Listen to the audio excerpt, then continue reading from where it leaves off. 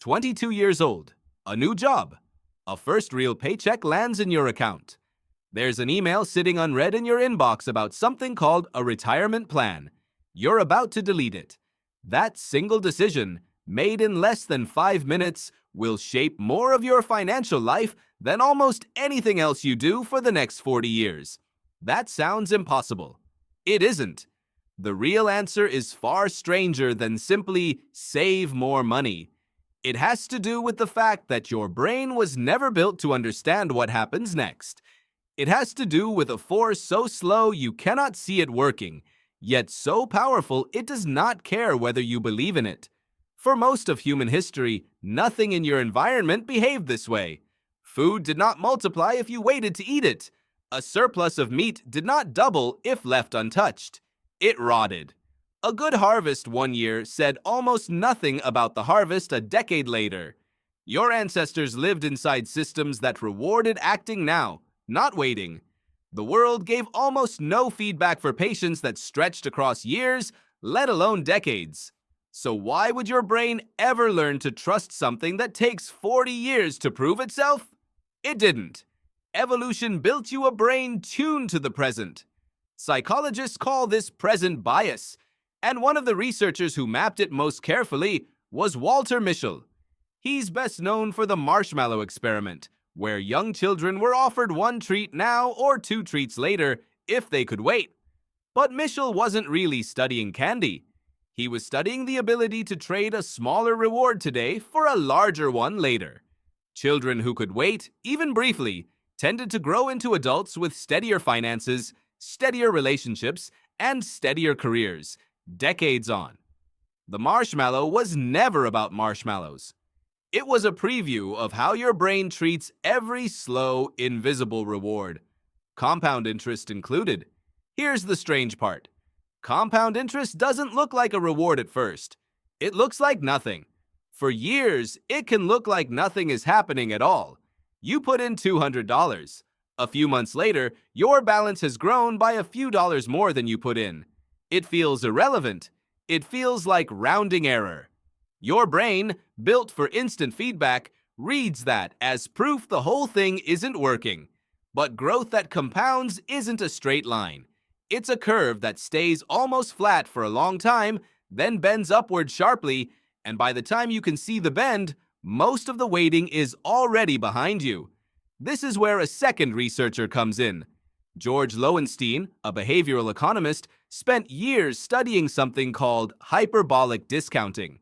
In simple terms, it describes how people value the future. Offer someone $50 today or $100 in a year, and many will take the 50. Offer the same two amounts but push both dates out by a year, $50 in 5 years or $100 in 6, and the same people often choose the 100. The math hasn't changed. The ratio hasn't changed. Only the distance from today has changed, and that distance is enough to flip the decision. Your brain doesn't discount the future evenly. It discounts the near future brutally and the far future barely at all, which means the version of you sitting in front of that retirement email isn't weighing 40 years of growth. It's weighing right now against next month, and right now almost always wins. There's a third piece to this, and it might be the most uncomfortable one.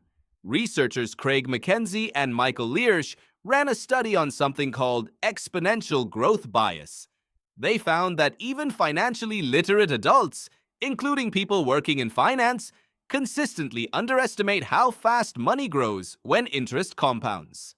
In one version of their study, simply showing people a more detailed breakdown of how an investment would grow year by year, instead of just the final number, made them choose to save significantly more for retirement. Nothing about the math changed. Only their perception of the curve changed, which raises a real question. If trained professionals get this wrong by instinct, what chance does instinct have with a 22-year-old staring at an enrollment form for the first time? So let's look at the actual curve, because the size of it is where this gets strange. Picture two people. Both invest $200 a month. Both earn an average return of around 7% a year, which is a common long-run estimate for a diversified stock investment. though real returns vary and nothing is guaranteed. One person starts at 22, the other starts at 32, just 10 years later. Both stop contributing at 62. The person who started at 32 contributed for 30 years. Run the math, and their account reaches roughly $225,000 by 62. The person who started at 22 contributed for 40 years, only 10 years longer, about a third more in total contributions. Their account reaches roughly $475,000.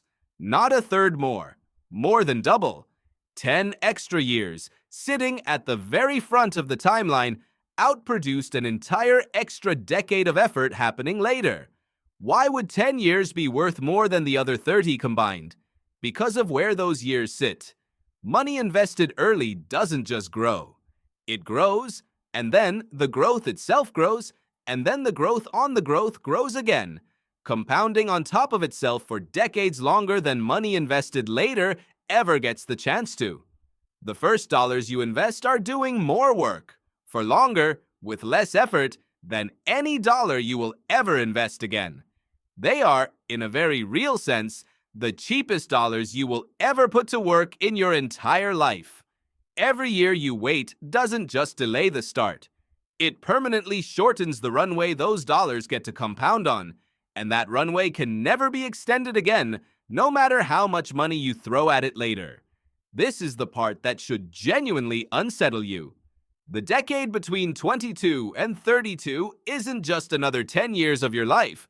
It is, financially, possibly the most valuable 10 years you will ever have. And it's also the decade you're least equipped, biologically, to take seriously. You're earning less than you will later. You're distracted by rent, relationships, a new city, a new job, 100 immediate problems that feel infinitely more pressing than a number on a screen that won't matter for 40 years. Of course, the email gets deleted. Everything about how your brain is built says to delete it. Now think about what this means for the smaller decisions you make every week. The subscription you forgot to cancel, the extra delivery fee, the slightly nicer apartment instead of the cheaper one. None of these choices, on their own, look like they have anything to do with compound interest. They look like lifestyle decisions, completely separate from some abstract retirement account decades away. But they're not separate at all. They're the same bias, wearing a different outfit. Every time the present outweighs a future you can't quite picture. You're not choosing convenience over savings. You're choosing today's certainty over decades of compounding you've never been able to see, feel, or touch.